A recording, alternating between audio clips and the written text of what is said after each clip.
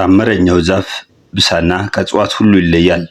ይህ እጽ ከሌሎች እጽዋቶች በተለየ ሁኔታ እጅግ አስገራሚ ጥቅሞች አሉት። በባህላዊ ሕክምና የተለመደና ለተለያዩ መድኃኒቶች ግብዓትነት በመሆን ያገለግላል። የብሳና ቅጠሉ፣ ልጡ፣ ስሩ፣ ፍሬውና ግንዱ ለተለያዩ ጥቅሞች ይውላል። ከዚህ በመቀጠል የብሳና ዛፍ ጥቅሞችና አጠቃቀሙን በዝርዝር እንደሚከተለው አቀርብላችኋለሁ። 1.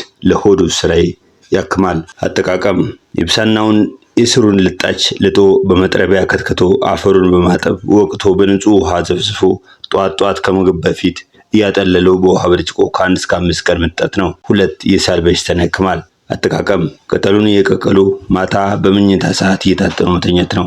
ከ1 እስከ 10 ቀን ቢሆን ሳሉ ነቅሎ ይወጣል። 3. ለውሻ ልክፍት። አጠቃቀም የስሩን ቅርፊት ከመካን እንዶድ ስር ጋር ወቅቶ አድርቆ ዱቄቱን በጥቁር ጤፍ ዱቄት ቀላቅሎ 50 ሳንቲም የሚያክል የጋገሩ በባዶ ሆድ ለ3 ቀን መብላት ነው። 4. ለሆድ በሽታ። አጠቃቀም የብሳና ቀንበጡን ከሰንሰል ወይም ከስሚዛ ቀንበጥ ጋር ወቅቶ እንደ ሽሮ በመስራት ቅቤ ጨምሮ በባዶ ሆድ መብላት ነው። 5. ለቋቁቻና ለጭፌ። አጠቃቀም ፍሬውና ቀንበጡን ቀነሽ ሽንኩርት ጋር ወቅቶ መቀባት ነው። ለማንኛውም ቁስል ልጡን አድርቆ ወቅቶ በቁስሉ ላይ መነስነስ ፈጽሞ ያድነዋል።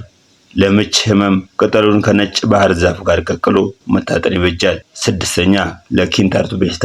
አጠቃቀም ስሩን በመጥረቢያ ላፍ አድርጎ በትንሹ ወቅቶ እየቆሰለና እየደማ ለሚያስቸግር ኪንታሮት ማታ ኪንታሮቱ ላይ ደምድሞ መተኛት ሁነኛ መፍትሄ ነው። 7.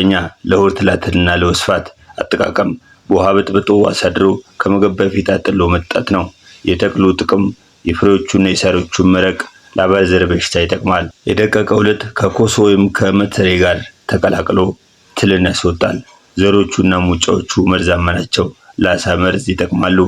የቅጠሎቹ ልጥ ለእከክ ይጠቅማል። ብሳና ማንኛውም የላይኛው የሰውነታችን ክፍል ቁስል የማድረግ ትልቅ ኃይል አለው።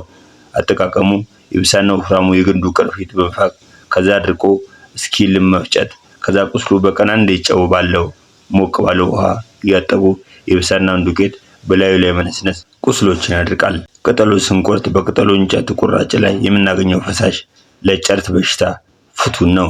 አጠቃቀም ጨርት የያዘን ቦታ ላይ ፈሳሹን በደንብ በማሸት ይህን በተደጋጋሚ በማድረግ ለውጡን ማየት እንችላለን። ጥያቄና አስተያየታችሁን ኮሜንት ላይ አስቀምጡልን። ሰብስክራይብ አድርጉ። ኢትዮጵያዊነት ታላቅነት